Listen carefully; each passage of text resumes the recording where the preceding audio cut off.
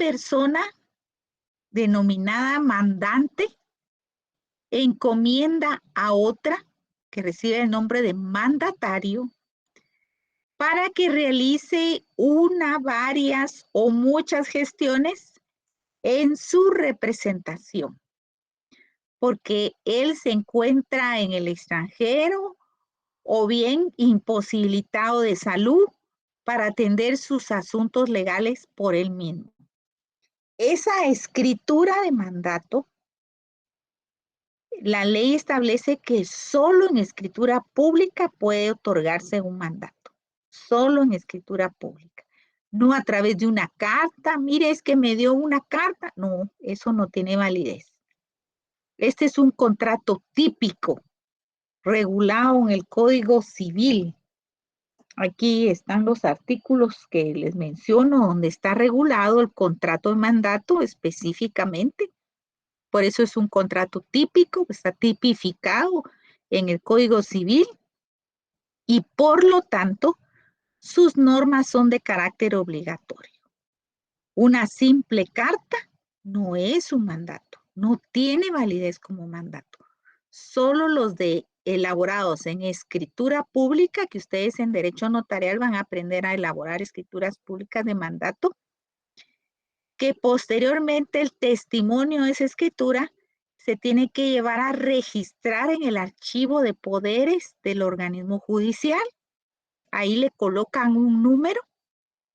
Por supuesto, lo califica el registro de mandatos, lo leen para ver si cumple con los requisitos legales de validez y lo inscriben. Y en el caso de ser representante legal de una sociedad anónima, además del registro del organismo judicial, tiene que llevarlo al registro mercantil. Por ejemplo, que fuera un gerente de una empresa, lo tiene que llevar también al otro registro, a los dos registros, al registro de poderes del organismo judicial y al registro mercantil, para que cumplan con esas dos inscripciones. Además, en sus cláusulas, claramente debe contener para qué gestiones está autorizado expresamente ese mandato. Porque ustedes como futuros notarios van a tener la obligación de leer detenidamente los mandatos cuando una persona quiere hacer una escritura en nombre de otra. Entonces tienen que leer si ese mandato está facultando a la persona para hacer esa escritura. ¿Por qué? Dentro de los requisitos esenciales del negocio jurídico está la capacidad de la persona que va a otorgar ese contrato. Entonces, si califica ese mandato, entonces sí lo pueden utilizar para hacer la escritura pública. De lo contrario, sería una escritura pública con vicio en el consentimiento, porque el representante legal no está facultado para firmar esa escritura. Y como notarios, van a estudiar ustedes en notariado que hay responsabilidad civil y responsabilidad penal si utilizan a la hora de elaborar una escritura pública un mandato que no estaba correcto. ¿Sí? Entonces, esta clase es sumamente importante para el futuro de ustedes que van a ser también no solo abogados, sino también notarios. Entonces, es importante ver esta presentación y poner mucha atención porque les va a servir en el futuro. Veamos la presentación que les traigo. Nos corresponde el análisis del mandato. Vamos a analizar qué es el mandato, cuál es el objeto de esta forma de contratación y cada uno de sus elementos según la legislación y según la doctrina. Vamos a ver la presentación. Primeramente, la definición de mandato. Es un contrato por virtud del cual el mandatario se obliga a prestar un servicio, hacer alguna cosa y ejecutar por cuenta del mandante los actos jurídicos que éste le encargue. Es un contrato por el cual una persona, que se denomina mandante, confía la gestión de uno o más negocios a otra, que es el mandatario, que se hace cargo de ellos por cuenta y riesgo de la primera. ¿A qué se refiere esta forma de contrato? Pues en la actualidad es muy utilizado el mandato.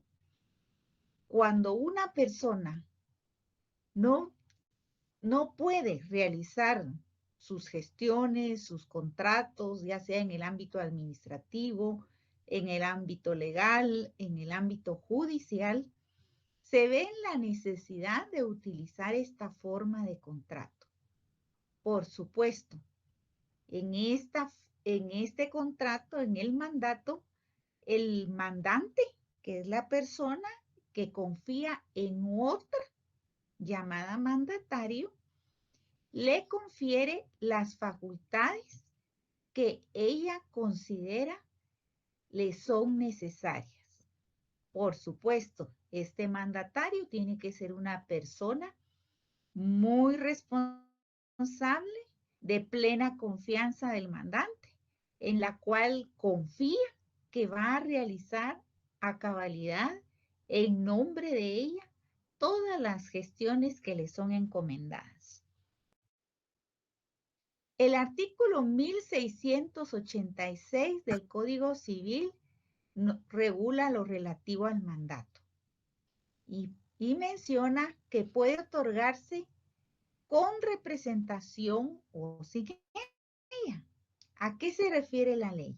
En el mandato con representación, el mandatario obra en nombre del mandante y los negocios que realice dentro de las facultades que se le hayan conferido obligan directamente al representado.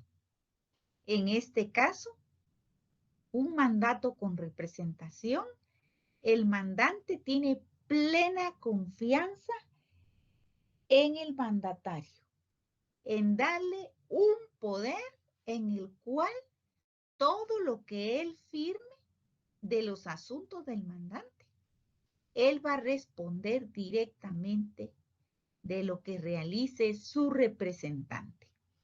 O sea que una persona que da un mandato con representación es porque confía totalmente en el mandante y sabe que lo que va a realizar, él tiene que responder por todo ello. La otra forma es el mandato sin representación, en el cual el mandatario obra en nombre propio, sin que los terceros tengan acción directa contra el mandante. Esta forma de mandato sin representación se refiere a todos aquellos casos en que de manera específica, de manera muy detallada, el mandante confiere el mandato, pero directamente para la realización de algún asunto determinado. Y por supuesto, el mandante va a realizar los actos, pero también el respondiendo por lo que lleva a cabo, a rendir cuentas de las encomiendas dadas por el mandante. Y por supuesto, esta clase de mandatos, dice la ley, que los terceros no pueden tener acción directa contra el mandante, sino directamente contra esta persona. ¿A qué se refiere esta clase de mandatos? Es un contrato de gestión a través del cual se faculta al sujeto a comparecer por aquel que le otorga el poder. También es un contrato principal, solemne y revocable. Cada una de estas características las vamos a ver más adelante. elementos del mandato. Tenemos los elementos personales. Es el mandante o poder dante, que se le llama de cualquiera de las dos formas. Es la persona que confiere el mandato para que en su representación lleve a cabo uno o más actos que está encomendando. También se le denomina poder dante. Puede ser una persona natural o individual o bien una persona jurídica que encomienda al mandatario la realización de determinados actos o negocios.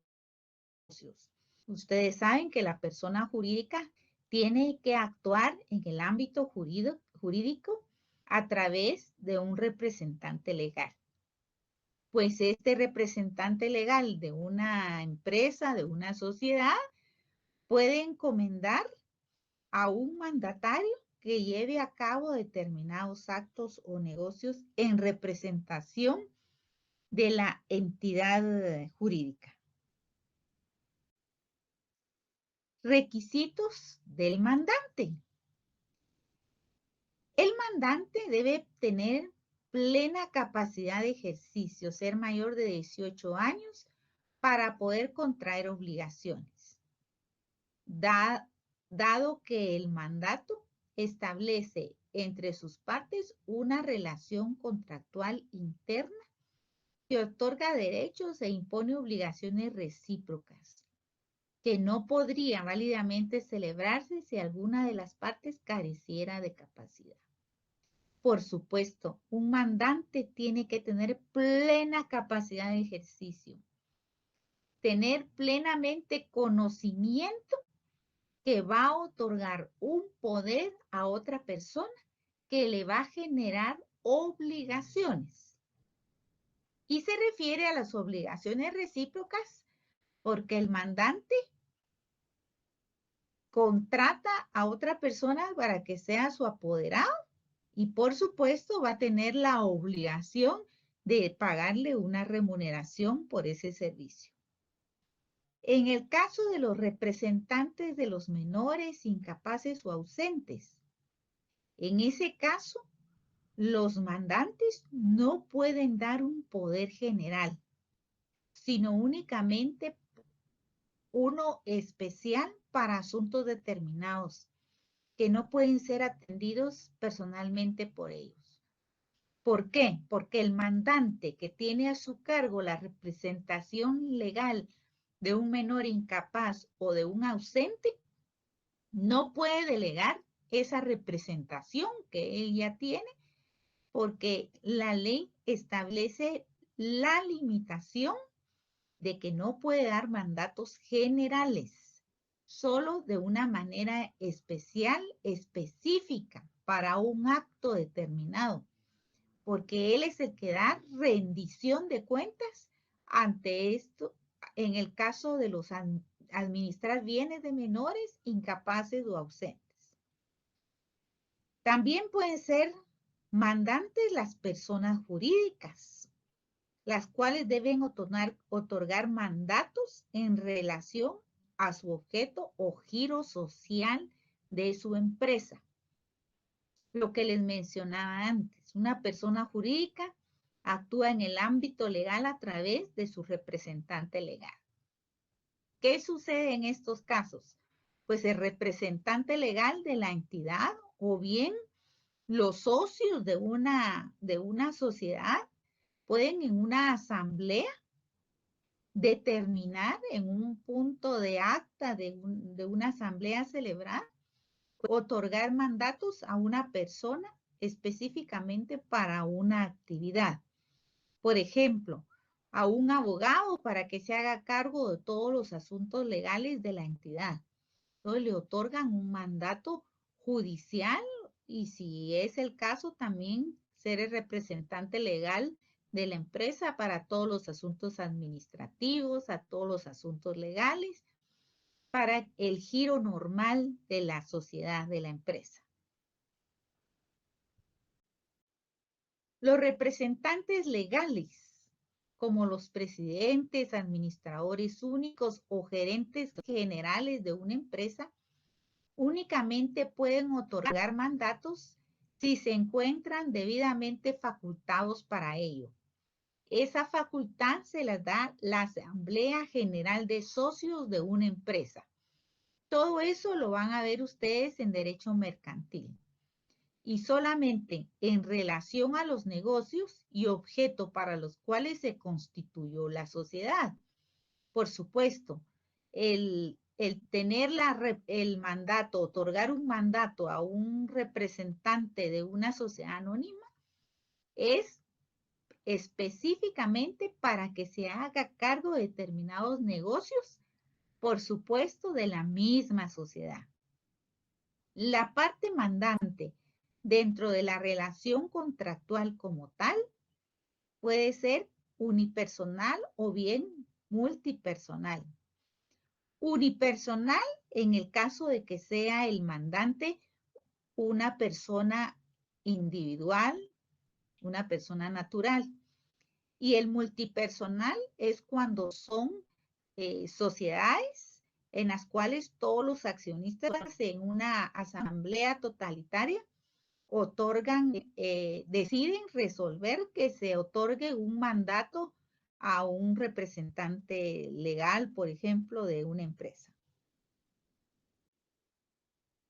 El artículo 1716 del Código Civil dice, si dos o más personas han nombrado un mandatario para un negocio común, quedan obligadas solidariamente para todos los efectos del mandato.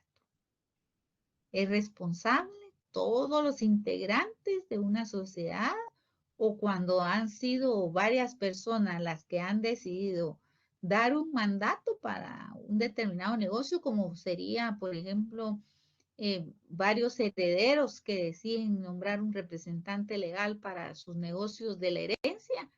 Entonces, en ese caso, todos van a ser solidariamente responsables de todo lo que el mandatario lleve a cabo.